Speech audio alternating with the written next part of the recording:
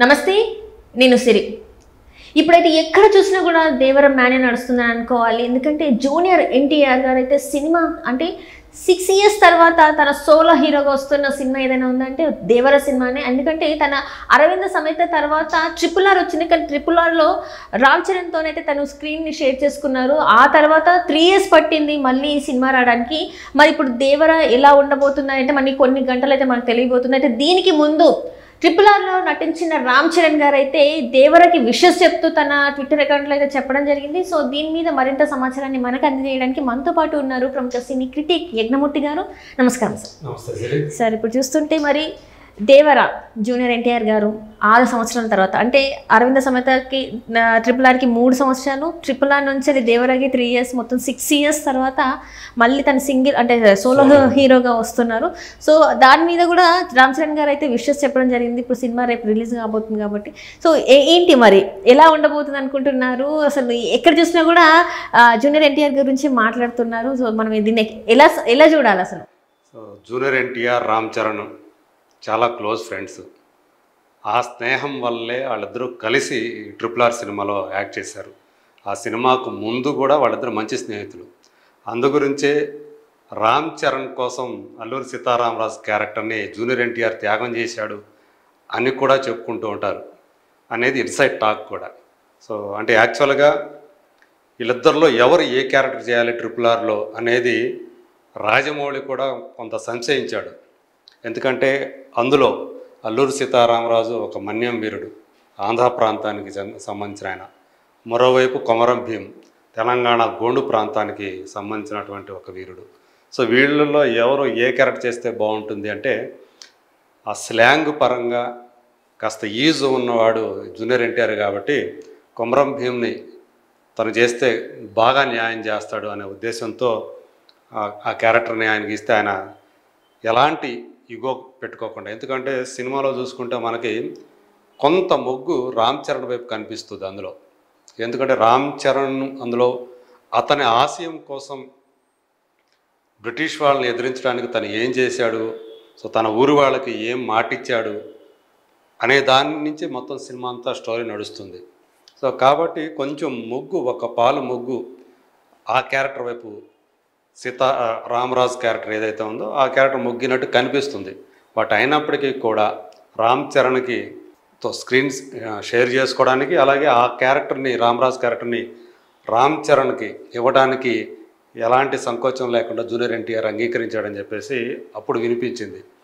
So ఆ తర్వాత వాళ్ళిద్దరూ కలిసి సినిమా చేస్తున్నప్పుడు ఆ తర్వాత వాళ్ళిద్దరి మధ్య ఉన్నటువంటి స్నేహం ఏదైతే ఉందో అది మరింత దృఢమైంది, మరింత గట్టిపడిందని చెప్పేసి చెప్తూ ఉంటారు వాళ్ళ సన్నిహితులంతా కూడా. వాళ్ళు కూడా ఒకరికొకరు ఏదైనా సందర్భం వచ్చినప్పుడల్లా శుభాకాంక్షలు తెలియజేసుకుంటారు. ఆయన పుట్టినరోజు వస్తే ఇతను పుట్టినరోజు వస్తే అతను శుభాకాంక్షలు తెలియజేసుకుంటుంటారు. అలాగే వాళ్ళకి సంబంధించినటువంటి సినిమాలు కూడా వాటి విషయంలో కూడా బెస్ట్ విషెస్ చెప్తూ ఉంటారు. అట్లాగే ఇప్పుడు తాజాగా లేటెస్ట్గా జూనియర్ ఎన్టీఆర్ దేవర సినిమాకి రేపు రిలీజ్ అవుతుంది కాబట్టి ప్రేక్షకుల ముందు వస్తూ ఉంది కాబట్టి అతనికి బెస్ట్ విషెస్ చెప్తూ wishing my brother Tarak and the entire Devara team all the best for tomorrow.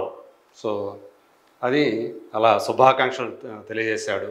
So ఇది అంటే ఒక గెచ్చర్ ఏదైతే ఉందో తను చూపించినటువంటి తన ఫ్రెండ్ కోసం సో ఆల్ ది బెస్ట్ చెప్తూ ఉన్నాడు. అంటే ఒక ఆరోగ్యకరమైనటువంటి వాతావరణం. సో గతంలో ఇలాంటి ఎప్పుడు కూడా మనం హీరోల మధ్య స్టార్ హీరోలు గతంలో ఎంతమంది అయితే ఉన్నారో వాళ్ళు ఎప్పుడు కూడా ఒకరి సినిమా ఒకరు రిలీజ్ అవుతున్నప్పుడు ఇలా శుభాకాంక్షలు తెలియజేసిన సందర్భం మనకు కనిపించదు. అంటే అప్పుడు సోషల్ మీడియా లేదు కదా, ఎలా చెప్తారు. అయినప్పుడు కూడా అంటే ఎవరైనా సరే అప్పుడు మీడియా వాళ్ళు జర్నలిస్టులు ఎవరైనా కదిలించడానికి ట్రై చేసినా కూడా అంతకు ఇష్టపడేవాళ్ళు కాదు. ఎందుకంటే ఫ్యాన్స్ మధ్య వార్లు అప్పుడు కూడా చాలా తీవ్రంగా ఉండేవి. ఒక హీరో గురించి ఇంకొకరు పాజిటివ్గా మాట్లాడటానికి కూడా ఆ హీరోల అభిమానులు జర్నల్ చేసుకుని లేని పరిస్థితి. మేమిద్దరం ఇట్లా కొట్లాడుకుంటా ఉంటే మీరేమో ఇట్లా సరదాగా ఫ్రెండ్స్ లాగా ఉంటారా అన్నట్లుగా ఫ్యాన్స్ కూడా తీసుకునే సందర్భాలు చాలా ఉన్నాయి. సో మనకి ఆ రోజులంతా కూడా పబ్లిసిటీ ఎలా ఉండేది, గోడ పబ్లిసిటీ, గోడ మీద పోస్టర్లు, ఆ పోస్టర్ల మీద పెండ తీసి కొట్టడాలు, బురద చల్లటాలు, సో నానా యాగి చేసేవాళ్ళు, ఏది తమ వ్యతిరేక వర్గం అనుకునేవాళ్ళు. ఒక హీరో సినిమా, ఒక స్టార్ సినిమా రిలీజ్ అయితే ఇంకో స్టార్ సినిమా వాళ్ళు ఒకళ్ళు పులాభిషేకాలు పాలాభిషేకాలు చేస్తుంటే ఇంకొకళ్ళు వచ్చి వాటి మీద బురదలు తాగుతారు. ఇంట్లో ఒక వార్ నడుస్తూ ఉండేది. అందుగురించి హీరోలు కూడా కలిసి నటించడానికి కూడా ముందుకు రాని పరిస్థితి.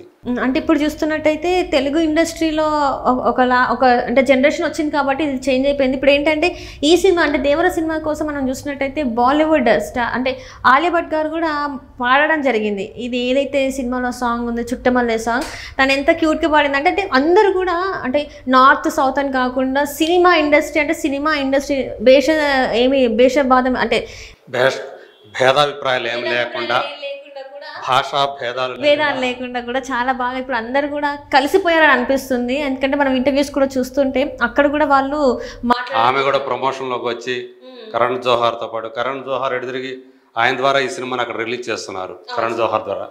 సో అయినప్పుడు కూడా ఆయనతో పాటు ఆలియా కూడా ఆమె ఈ ప్రమోషనల్ ఇంటర్వ్యూస్ కానివ్వండి వాటిలో పార్టిసిపేట్ చేస్తుంది.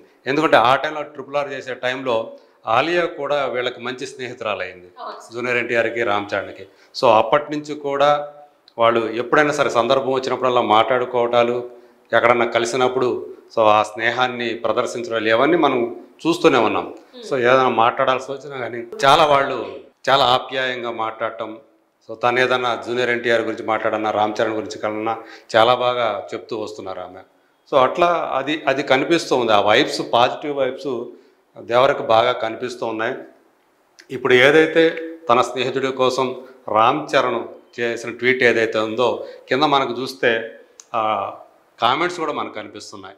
సో కొంతమంది ఎదురికి ట్రోలర్స్ ఉంటారు, ఫ్యాన్స్లోనే ఇద్దరి ఫ్యాన్స్ చెప్పాలంటే దేవర వస్తుంటే రామ్ చరణ్ ఫ్యాన్స్లో కొంతమంది దాన్ని తీవ్రంగా ట్రోల్ చేస్తూ వస్తుంటే కొంతమంది పాజిటివ్గా స్పందిస్తున్నారు. అట్లాగే ఇప్పుడు రామ్ చరణ్ చేసినటువంటి ట్వీట్ ఏదైతే ఉందో ఆల్ ది బెస్ట్ చెప్తూ తారక్కి, సో అతని ఫ్యాన్స్ చాలామంది దాన్ని స్వాగతిస్తూ పెడుతున్నారు. సో అంటే స్నేహానికి ఎంత విలువిస్తున్నాడో మా హీరో, ఇది ఒక నిదర్శనం అన్నట్లుగా వాళ్ళ కామెంట్లు కనిపిస్తున్నాయి. అలాగే జూనియర్ ఎన్టీఆర్ ఫ్యాన్స్ కూడా సంతోషం వ్యక్తం చేస్తున్నారు చాలామంది. సో ఇదే వాతావరణం రేపు, ఎందుకంటే తన Ram Charan cinema game changer డిసెంబర్లో రిలీజ్ కాబోతుంది. సో అప్పుడు కూడా సో ఇదే నేను మళ్ళీ అంటే ఇప్పుడు ఏదైతే ఈ గెచ్చర్ ఏదైతే అతను చూపించాడో రామ్ చరణ్, రేపు అతని సినిమాకు కూడా గేమ్ చేంజర్ సంబంధించి ఖచ్చితంగా జూనియర్ ఎన్టీఆర్ కూడా విషెస్ చెప్తాడు. సో ఇది ఒక మంచి వాతావరణం. ఇందాక మనం మల్టీ స్టార్ గురించి మాట్లాడుతూ మళ్ళీ డిబేట్ అయ్యాం. యాక్చువల్గా చెప్పాలంటే చిరంజీవి, బాలకృష్ణ, నాగార్జున, వెంకటేష్ ఈ నలుగురు హీరోలు ఏ ఇద్దరు కూడా కలిసి హీరోలుగా యాక్ట్ చేయలేదు, భయపడ్డారు. అంటే ఫ్యాన్స్ వల్లే భయపడ్డారు వాళ్ళు.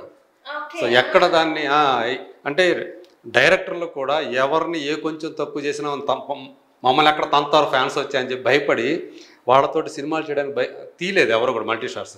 కానీ ఇప్పుడు ఈ జనరేషన్ హీరోలు అలా కాదు, ముందుకు వస్తున్నారు. కొందరు కావాలంటే కాస్త తగ్గుతున్నారు కూడా. సో మనం చూసాం, మనం సీతమ్మ వాకిట్లో సిరిమల్ల చెట్టు. సో అక్కడి నుంచి చెప్పాలంటే కొంత ఊపిరి వచ్చింది మల్టీ స్టార్లకి.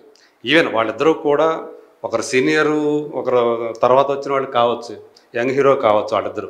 కానీ ఆ సినిమా చేసిన తర్వాత వాళ్ళిద్దరూ కూడా వెంకటేష్, మహేష్, సో చిన్నోడు పెద్దోడు ఒక మల్టీ స్టార్ వచ్చింది చాలా కాలం తర్వాత అని దాన్ని చాలా బాగా ఆదరించారు. అట్లాగే ఇప్పుడు RRR అనేది ఒక సమాన ఇమేజ్ కలిగినటువంటి స్టార్స్ చేసిన సినిమా అది. సో దాన్ని కూడా అది ఏ రేంజ్లో, గ్లోబల్ రేంజ్లో ఆ సినిమా బ్లాక్ బస్టర్ అయింది. సో ముందు అంటే ఇలా చక్కని వాతావరణం హీరోల మధ్య. సో వాళ్ళందరూ కూడా ఫ్రెండ్స్గా అండి. వీళ్ళు ఇప్పుడు ఏదైతే మనం మాట్లాడుకున్నాం, ఇప్పుడు జనరేషన్ హీరోలు అందరూ కూడా చాలా ఫ్రెండ్లీగా మాట్లాడుకుంటూ ఉంటారు, ఫ్రెండ్స్ లాగా ఉంటారు, కలిసి పార్టీలు కూడా చేసుకుంటారు వాళ్ళ ఇళ్లల్లో. సో అంత మంచి వాతావరణం. సో ఈ ఫ్యాన్స్ మాత్రమే కొట్టుకుంటూ ఉంటారు ఇట్లా సోషల్ మీడియా ద్వారా. బట్ ఎనీవే, ఏదైతే ఇప్పుడు రామ్ చరణ్ దేవర్కి ఒక విషెస్ చెప్తూ చేసిన ట్వీట్ ఏదైతుందో అది ప్రస్తుతం బాగా వైరల్ అవుతూ ఉంది. సో అతని మంచి అంటే వాళ్ళ మధ్య ఉన్నటువంటి చక్కని స్నేహం, సుహృద్భావ బంధం ఏదైతే ఉందో దాన్ని అందరూ కూడా అప్రిషియేట్ చేస్తున్నారు.